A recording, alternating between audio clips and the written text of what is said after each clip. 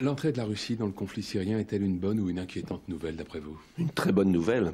Enfin, enfin une action claire, nette et urgente. Tant on a traîné sur cette affaire, et je constate qu'il n'y a qu'un chef d'État dans le monde aujourd'hui, c'est Vladimir Poutine, qui assume ses actes et qui a compris le danger de l'État islamique. Voilà, c'est tout. Il y a un moment, il faut choisir.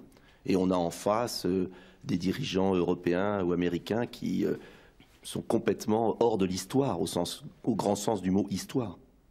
Est-ce que la lutte contre Daesh légitime toutes les alliances ou tous les soutiens, y compris en faveur de Vladimir Poutine, dont l'armée a bombardé à la fois des rebelles modérés, des djihadistes et des milliers de civils? Écoutez, je suis très heureux que vous passiez ce passage parce qu'on me ressort la phrase sur Poutine en ce moment.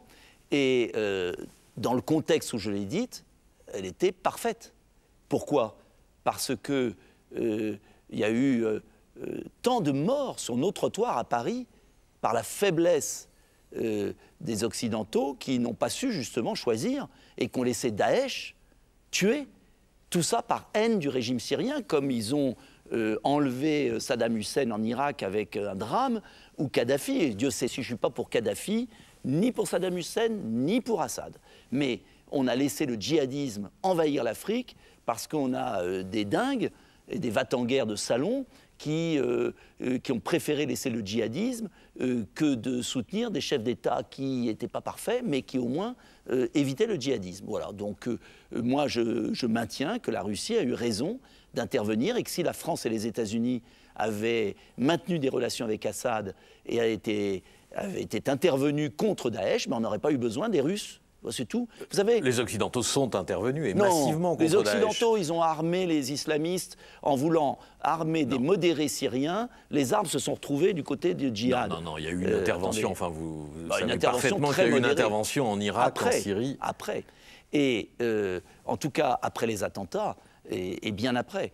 Et quant aux civils, vous avez raison, c'est abominable la guerre.